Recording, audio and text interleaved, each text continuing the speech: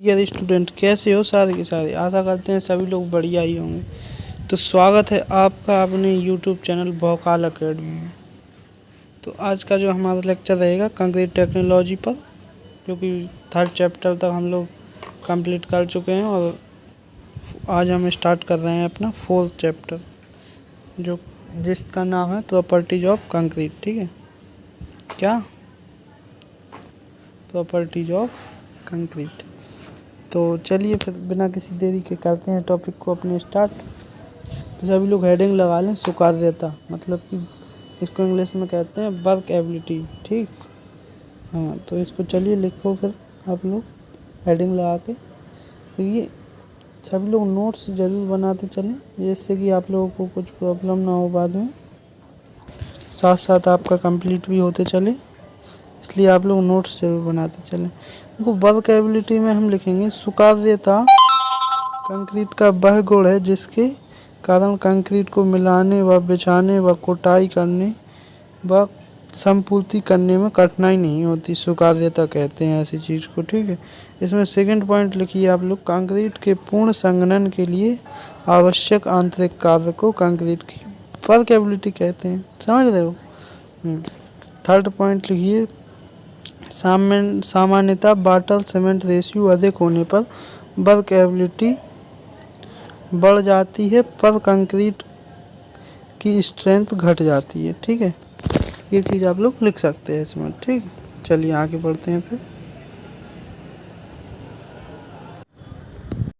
चलिए इसके बाद लिखिएगा, यहाँ से लिखेंगे आप लोग इसका सी। ठीक है, यहाँ से लिखेंगे इसका मान दोनों में समझन्य बैठाकर निर्धारित किया जाता है। ठीक है, मतलब कि दोनों का मान आमने सामने रख के निर्धारित किए जाते हैं। ठीक है, हाँ, चलिए इसमें आप लिखिए, हेडिंग लगाइए आप। सेकंड हेडिंग में लिखिए सेग्रेशन। क्या सेग्रेशन? सेग्रेशन से तात्पर्य कंक्रीट के अवयवों का अलग दो हो जाना। ठीक है, क्या अलग दो हो जाना? पृथक्करण। ठीक, ये चीज़ आप लोग लिख लें, पृथक्करण अलग दो हो जाना। ठीक है, कोई चीज़ एक है, उसको पृथक्करण का मतलब है टूटना। समझ रहे हो, अलग एक भाग, एक कोई भी एक चीज़ है और वो टूट के दो भागों में बट रही है, उसे पृथक्करण कहते हैं। ठीक है, चलिए अगला पॉइंट लिखिए इसमें सेग्रेगेशन में।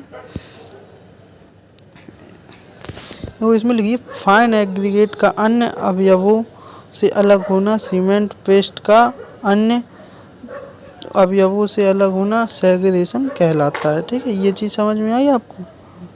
चलिए अब हेडिंग लगाइए आप लोग, क्या ब्लीडिंग। ब्लीडिंग देखो क्या होता है। ब्लीडिंग एक थ्योरी पार्ट है, जो एक बार मैं समझा रहा हूँ उन्हें अपनी भाषा में, उसको आप मेरी भाषा में चाहें तो मेरी भाषा में भी लिख सकते हैं, और चाहें तो आप बुक की या नोट्स की जो है उससे लिख सकते हैं। ठीक है, एक बार मैं अपनी तरफ से समझा दे रहा हूँ। देखो, इसका ब्लीडिंग का मतलब ये कि जब भी आप लोग कुछ घर में काम वाम रहता है, उठाई का ये सब, तो उसमें मसाला बनाते हैं सीमेंट के पेस्ट का और बालू का पानी मिला के। तो क्या होता है कि उसमें ज़्यादा पानी डाल दो ना, तो वो पानी बाहर निकल आता है, तो वह पानी बहता है। उस बहने के गुण को हम क्या कहते हैं? ब्लीडिंग। ठीक, उसे हम कहते हैं क्या? ब्लीडिंग। तो यही चीज़ हमारा ब्लीडिंग होता है। अब इसका देख लो एक बार भैया, ये क्या कह रहे हैं? सहनन के दौरान अवयवों के को जल के द्वारा नियंत्रण बांधे न रख पाने के कारण इसका सतह पर आ जाना ब्लीडिंग कहलाता है। हाँ, यही है उसका मतलब भी, कि सहनन के दौरान अवयवों के द्वारा जल को नियंत्रण, मतलब कि जैसा जल है वैसा नहीं रहने के प्रेशर के कारण, वहाँ भी प्रेशर लगता है, तो वहाँ ज़्यादा प्रेशर होने के कारण वाटर का यहाँ वहाँ फैलने लगता है, जमा नहीं रह पाता है, तो वही हमारी चीज़ क्या कहलाती है? ब्लीडिंग कहलाती है। ठीक, हाँ, चलिए इसमें नेक्स्ट पॉइंट लिख सकते हैं आप लोग। अब जब संहनन होता है तो एलिमेंट ग्रेविटी के कारण नीचे बैठ जाते हैं, परंतु जल उससे अलग होकर सतह के पर बाहर आ जाता है। ठीक है, वो जो सीमेंट रहती है वो हमारा नीचे बैठ जाता है जितना भी ऊपर रहता है, और पानी के कारण, क्योंकि पानी डालते हैं तो ग्रेविटी के कारण नीचे चला जाता है, ठीक है। बट पानी के कण रहते हैं जो वो ऊपर ही रह जाते हैं और बाहर निकलने लगते हैं, ठीक है। इसमें ये कह रहे हैं वो। हाँ, अगला पॉइंट लिखिएगा इसमें, जिससे सतह पर कंक्रीट में रंध्र पैदा हो जाते हैं और यह कमज़ोर हो जाती हैं, ठीक है। बिल्कुल वो सही बात है। उसमें मतलब कि पानी डालोगे तो खोखलापन सा आ जाएगा थोड़ा, क्योंकि कण नीचे चले जाएंगे तो ओनली ऊपर बालू बालू रह जाएगी, समझ रहे हो। तो खोखलापन सा आ जाता है उसमें और रंध्र पैदा हो जाते हैं। रंध्र के मतलब वही छोटे छोटे से छेद टाइप के हो जाते हैं, ठीक। इसके लिए आवश्यक है कि कंक्रीट का संघनन ज़रूरत से ज़्यादा न किया जाए तथा जल की आवश्यकता मात्रा में, जो जल की आवश्यक मात्रा है उसे मात्रा से ज़्यादा यूज ना किया जाए। मतलब कि जो जल की लिमिट है कंक्रीट के साथ मिला रहे हैं तो उस जल को भी लिमिट से ज़्यादा ना मिलाया जाए उसकी, समझ रहे हो। मतलब कोई भी चीज़ अगर आप ज़्यादा मिला रहे हो तो जाहिर सी बात है नुकसान होगा आपका, ठीक। तो ज़्यादा नहीं मिलाना आपको कोई सी भी चीज़। चलिए अब हेडिंग लगाइए अब क्या, और हार्शनेस ऑफ क्या हार्शनेस ऑफ कंक्रीट, इसको क्या बोलेंगे हिंदी में, कंक्रीट की सूक्ष्मता, क्या कंक्रीट की रुक्षता। चलिए इस हेडिंग लगाइएगा, कंक्रीट की रुक्षता। तो हेडिंग आपको ये है, देखना आप अच्छे से थोड़ा, ठीक। कंक्रीट की हेडिंग है ये, देखते जाओ ध्यान से।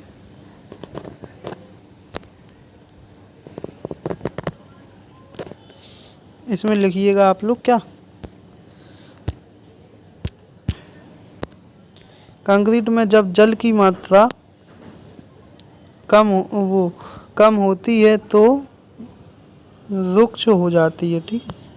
क्या हो जाती है, जब कंक्रीट में जल की मात्रा कम होती है तो जाहिर सी बात है वो रुक्ष हो जाएगा। इसको बिछाना व संघनन करना कठिन हो जाता है, ठीक है भाई।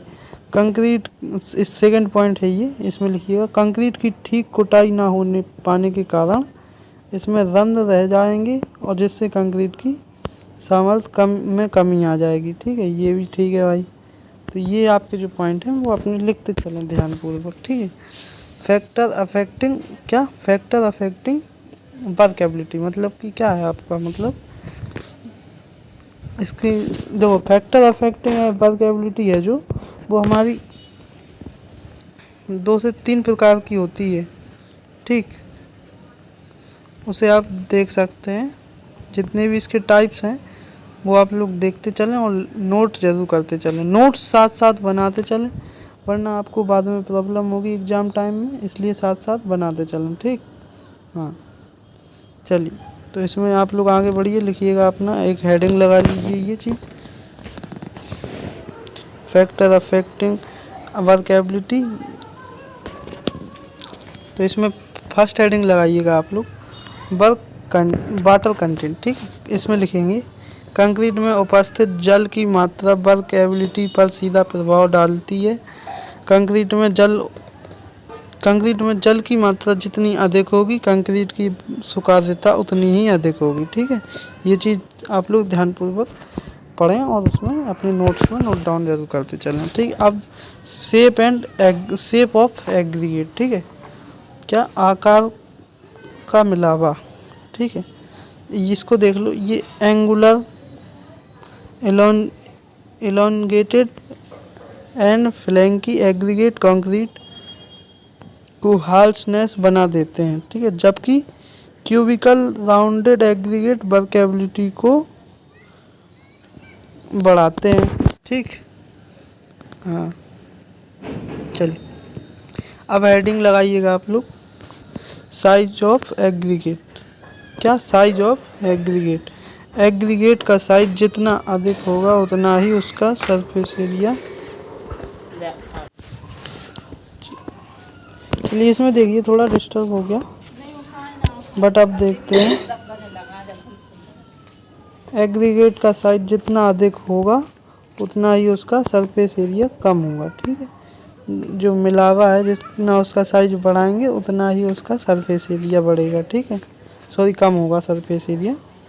बड़े साइज के एग्रीगेट छोटे साइज के एग्रीगेट की तुलना में जो वर्केबिलिटी है उसकी अधिक प्रदान करते हैं वो, ठीक है। चलिए आगे बढ़ते हैं। फिर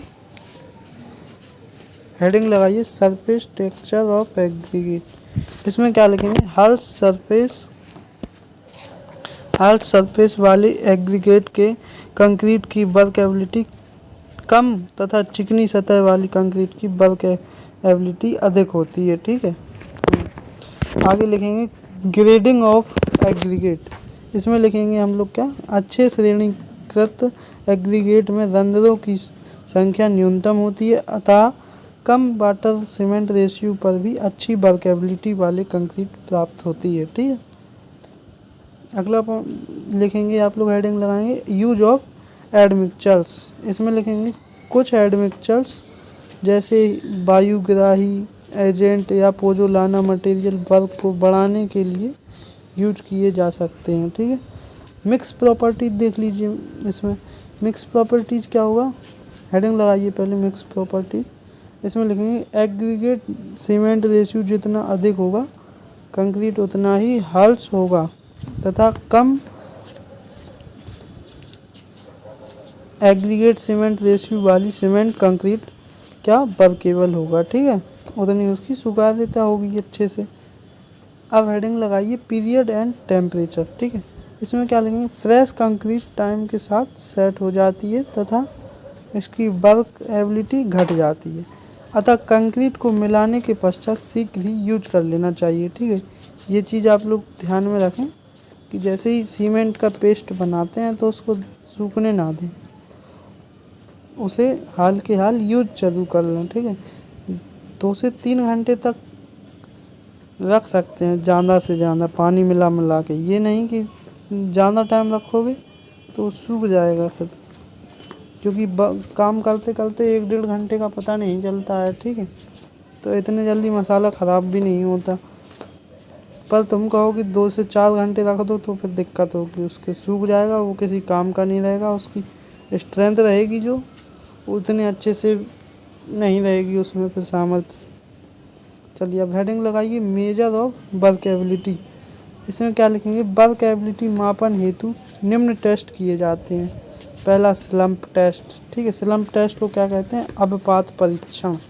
क्या, अवपात परीक्षण। इसमें लिखिएगा स्लम्प टेस्ट कंक्रीट की वर्केबिलिटी स्थल पर या लैब में मापने हेतु किया जाता है, इसका उपयोग, ठीक है। इस टेस्ट हेतु उपकरण निम्नलिखित रहेंगे। देखो उपकरण देख लो, इसमें क्या सांचा है, कुटाई छड़ है, और देखो इसमें कौन कौन उपकरण है, बस यही 2 उपकरण हैं इसके, ठीक है। चलिए आगे बढ़ते हैं। फिर तो स्लम्प टेस्ट में उपकरण जो हमारे 2 हैं बस, कुटाई छड़ और सांचा, ठीक। तो इसके बारे में, सांचे के बारे और कुटाई छड़ के बारे में थोड़ा देख लो। तो सांचा जो है, हेडिंग लगाइए पहले। इसमें लिखेंगे यह धातु की चादर। चलिए तो सांचा देखिए अब आप लोग, ठीक है। थोड़ा डिस्टर्ब हो रहा था बट कोई टेंशन लेने की बात नहीं है। आप लोग स्टार्ट कीजिए अपना। थोड़ा बच्चे लोग भी हैं घर में, इसमें से थोड़ा प्रॉब्लम आ जाती है बट कोई नहीं, हम अपना लेक्चर रोकेंगे नहीं, अपना लगातार चलेगा, ठीक। चलिए मोल्ड सांचा में देखिए आगे। फिर यह धातु की चादर बनाओ, जो धातु की चादर होती है उसका बना होता है, ठीक है। और तथा शंकु छिन्नक के आकार का होता है। यह ऊपर से तथा तली में खुला होता है, ठीक। हाँ अब आप देखिए टैंपिंग रॉड, हेडिंग लगाइए टैंपिंग रॉड। टैंपिंग रॉड को कहते हैं कुटाई छड़।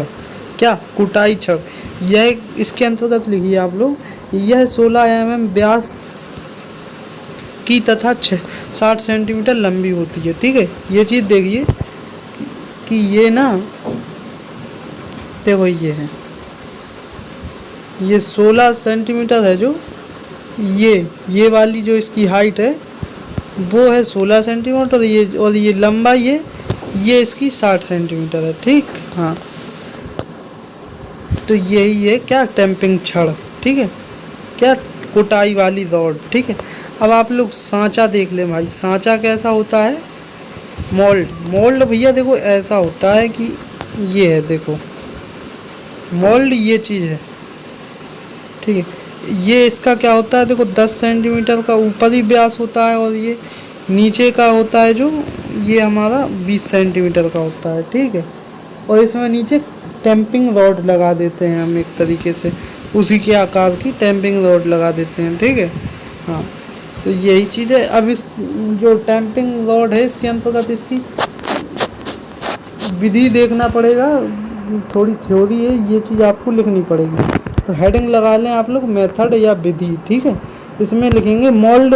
मोल्ड जो सांचा है ना, किसी समतल स्थान पर या धातु की प्लेट पर रखा जाता है जब किसी अब टेस्ट हेतु निर्धारित वाटर सीमेंट रेशियो की कंक्रीट तैयार की जाती है, ठीक है।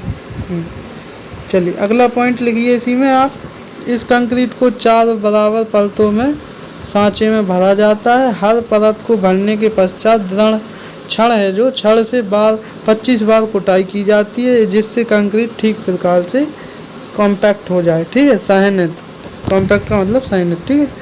इसमें अगला पॉइंट लिखिए, ऊपरी सतह की कुटाई पूर्ण होने पर उसे समतल कर दिया जाता है। अब मोल्ड को हैंडल की हेल्प से धीरे से ऊपर की ओर उठा लिया जाता है, ठीक है। हाँ, चलिए अगला पॉइंट लिखिएगा, मोल्ड हटाने पर कंक्रीट की पिंड कुछ नीचे दब जाए, यही स्लम्प है, इसे कंक्रीट का स्लम्प कहते हैं, ठीक है। हाँ, ये चित्र हैं आपके, ये आप लोग ज़रूर बना लें, जो आपको एग्ज़ाम टाइम में काफ़ी काम देंगे, ठीक है। ये एग्ज़ाम टाइम में काफ़ी काम देंगे। और ये चीज़ देख रहे हैं आप लोग, ये देखो मैं बता रहा हूँ, ये चीज़ आप लोग, ये चीज़ देख रहे हो, हाँ ये चीज़ देख रहे हो, क्या है ये चीज़, बता सकता कोई क्या है ये चीज़? देखो ये है ना, ये त्रिभुज टाइप के भाई साहब, ये है कंक्रीट, क्या ये है कंक्रीट डाला हुआ है ये हमने, तो ये हमारे त्रिभुज टाइप का है कंक्रीट, ठीक। हाँ मसाला। चलो इसकी जो विधि है, इसका एक बार स्क्रीनशॉट मार लें आप लोग, इसके जो पॉइंट है इनका स्क्रीनशॉट ले लें एक बार, चलें, ठीक है। और इसको अपने नोट्स में लिख लें, ठीक है।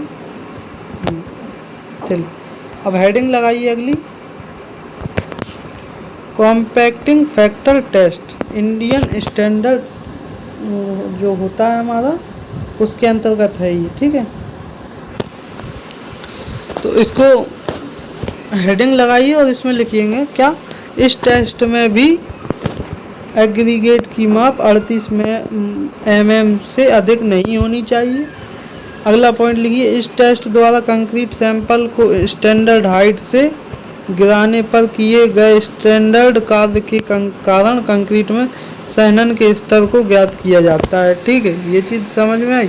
अब इसका एक सूत्र भी होता है कंक्रीट कॉम्पैक्टिंग फैक्टर का, तो इसका सूत्र होता है हमारा, जो देख लीजिए आप लोग, ये हमारा क्या, weight of concrete on partly compaction upon weight of concrete on fully compaction, ठीक। ये इसका सूत्र होता है, ठीक है। ये आप लोग लिख लें, इम्पोर्टेंट है। अब आप लोग लगाएं हेडिंग, क्या हेडिंग लगाइएगा, सहनन गुणक सांचे की माप, ठीक। क्या सहनन गुणक सांचे की माप, ये हेडिंग लगा लें आप लोग और लिखिएगा आप लोग थोड़ा, ये चीज़ है जो ये नोट करने लायक चीज़ें हैं। चलिए इसको आप लोग नोट जरूर कर लें, स्क्रीनशॉट ले लें और अपने उसमें लिख लें। और ये नहीं कि इसको देखें ना, ये थोड़ा आप लोग पढ़ते जाएं, ये पढ़ने की चीज़ें हैं, समझ रहे हैं। ये देखो क्या है, टॉप इंटरनल डाया है जो अपर है, होपर होता है ये, तो ये हमारा होता है 25.4 सेंटीमीटर का, ठीक है। बॉटम होपर पर रहेगा ये हमारा इंटरनल डाया 22.9 सेंटीमीटर, और हमारा सिलेंडर में रहेगा यही डाया 15.2 सेंटीमीटर का, ठीक है। और बॉटम इंटरनल डाया क्या रहेगा, बॉटम इंटरनल डाया देखो क्या रहेगा, अपर अपर हॉपर पे रहेगा 12.7 सेंटीमीटर का, और ये बॉटम हॉपर पे रहेगा हमारा इंटरनल, बॉटम इंटरनल डाया 12.7, दोनों सेम रहेंगे अपर और हॉपर। और भाई जो सिलेंडर है इसमें इसका ज्ञात नहीं किया जा सकता है, ठीक है, इसमें इसका ज्ञात नहीं किया जा सकता है कब क्या हो जाए, समझ रहे हो, कब कितना हो जाए, कब कम हो जाए, कब ज़्यादा हो जाए, इसका कोई वो नहीं, अनंत भी कह सकते हो आप लोग इसको। तो अगला देख लो इंटरनल हाइट है, जो इंटरनल हाइट तो अपर हॉपर के लिए क्या रहेगी 27.9 सेंटीमीटर रहेगी, बॉटम हॉपर के लिए 22.9 सेंटीमीटर रहेगी, सिलेंडर के लिए जब 30.2 सेंटीमीटर रहेगी ये चीज़, ठीक है। तो ये चीज़ आपको क्या करना पड़ेगा, लिखना पड़ेगा, आपने खुद से लिखना पड़ेगा ये चीज़, समझ रहे हैं। तो ये नोट्स में आपको लिखना पड़ेगा ये चीज़। चलिए विधि हेडिंग लगा लीजिए, मेथड, ठीक है, इसमें लिखिएगा अपर हॉपर में कंक्रीट का सैंपल भर दिया जाता है विदाउट कॉम्पैक्शन के, ठीक है। फर्स्ट पॉइंट के साथ लिखिए, अब हॉपर के नीचे का जो ट्रैप डोर होता है अचानक से खोल दिया जाता है, क्या, देखो ये चीज़ थोड़ा देखो अच्छे से, पॉइंट है ये, काफ़ी लाभदायक पॉइंट है आपके लिए, देख सकते हैं आप। अब हॉपर के नीचे का जो ट्रैप डोर होता है वो अचानक से खोल दिया जाता है, ठीक, जिससे कंक्रीट का बी हॉपर है ना, बॉटम हॉपर, वो अपने आप गिर जाता है, ठीक है। अगले पॉइंट में लिखिए, अब बी हॉपर का ट्रैप डोर भी अचानक से खोल देते हैं, ठीक है, जिससे कंक्रीट के नीचे सिलेंडर में गिर जाती है। अगला पॉइंट लिखिए, कंक्रीट का ए से बी हॉपर व बी से सी मोल्ड में आने से इसकी आंशिक कॉम्पैक्शन हो जाती है, हो ही जाएगी जब वो तीनों खुल जाएंगे, एक दूसरे के संपर्क में आएंगे तो, ठीक है। अगला पॉइंट लिखिए, मोल्ड का जो सांचे का वेट होता है W1 फाइंड कर लेते हैं हम लोग। अगला पॉइंट लिखिए, अब मोल्ड को साफ करके पुनः वही कंक्रीट की 5 सेंटीमीटर की परतों में भर जाती है वही चीज़, ठीक है। अगला पॉइंट लिखिए, इसमें प्रत्येक 5 सेंटीमीटर परत की कुटाई भली प्रकार से टैंपिंग रॉड से 16 mm व 60 सेंटीमीटर करते हुए मोल्ड की पूरी तरह से भरकर पुनः मोल्ड को तौल लिया जाता है। यह भार W2 कहलाता है, कि कॉम्पैक्शन फैक्टर इक्वल W1/W2, ये इसका फॉर्मूला हो जाएगा, ठीक है। अब इसमें जो वैल्यू होती है हमारी कॉम्पैक्शन फैक्टर की और वैल्यू स्लम्प की, तो ये चीज़ आप लोग देख लें और स्क्रीनशॉट ले लें और अपने क्या नोटबुक में लिख सकते हैं इसको, ठीक है। तो इसका जल्दी से स्क्रीनशॉट लें और अपने नोटबुक में इसको नोट कर लें, ठीक है। हाँ, जल्दी ये काम आपका है, जल्दी कीजिए। तो आज का लेक्चर जो हमारा रहेगा वो हम देखो भाई यहीं तक कर दे रहे हैं, अगला जो नेक्स्ट लेक्चर आएगा वो हमारा यहाँ से चालू हो जाएगा, ठीक है। ये थर्ड हेडिंग है, इससे चालू हो जाएगा अगला लेक्चर, ठीक है। BV कंसिस्टोमीटर टेस्ट, यहाँ से जो नेक्स्ट लेक्चर रखेंगे हम कंक्रीट टेक्नोलॉजी का अपना, तो वो यहीं से स्टार्ट कर दिया जाएगा, ठीक है। इसलिए आपको परेशान होने की कोई चिंता है नहीं, धीरे धीरे इजी वे में सब कवर कराया जाएगा नोट्स के माध्यम से आपका, आप बिल्कुल टेंशन ना लें। और वीडियो अच्छा लगता हो तो देखो भाई, जो आपका काम है वो जरूर कर दें। आपका काम है अपनी प्रेजेंटी लगाना, क्लास में जाते हो प्रेजेंटी नहीं लगेगी, क्या मतलब का भाई आपका जाना, तो एक तरीके से अपना प्रेजेंटी वाला काम जरूर कर दें आप, ठीक है। क्या प्रेजेंटी वाला काम जरूर कर दें, जिससे हमें पता चले कि हाँ भाई क्लास में कोई बंदा आ भी रहा है, ठीक है। ऐसे तो ये है कि हमारे ही लोग देख लेते हैं इतना, तो समझ रहे हैं, हमारे जानने वाले ही देख लेते हैं ऐसे तो वीडियो, क्या मतलब का रहेगा वो, उनके लिए वो कंटेंट है नहीं, जिसके लिए है वो जाहिर सी बात है लाइक करेगा। और व्यूज तो काफ़ी आते हैं बट लाइक नहीं मिलता है, समझ में आता है कि भाई वीडियो बनाने का कोई मकसद है नहीं हमारा तरफ, तो इसलिए कह रहे हैं कि आप अपना काम जरूर कर दें, जिससे हमें पता चले कि आप लोग भैया वीडियो देखते भी हैं, वरना मेरा क्या मतलब निकलेगा, मैं बनाता रहूँगा और आपकी कोई हेल्प भी नहीं होगी, तो इस और कमेंट वगैरह, मतलब सीधा बात ये है कि ये कुछ चीज़ें कर दिया करो जिससे मुझे पता तो चले कि मुझसे ऑडियंस जुड़ भी रही है, समझ रहे हैं। सब्सक्राइबर बढ़ने से नहीं होता है कुछ और, समझ रहे हैं। नहीं तो आप सोचेंगे सब्सक्राइबर तो बढ़ रहे हैं, ऐसा कुछ नहीं, कुछ हमारे लोग ही कर देते हैं सब्सक्राइब, ये नहीं होता कि मतलब ऑडियंस आ रही है, ये नहीं, ठीक है। इसलिए कह रहे हैं कमेंट भी कर दिया करो, ठीक है। वीडियो में जो चीज़ ना समझ में आई हो बोलो, उसको दोबारा समझाया जाए।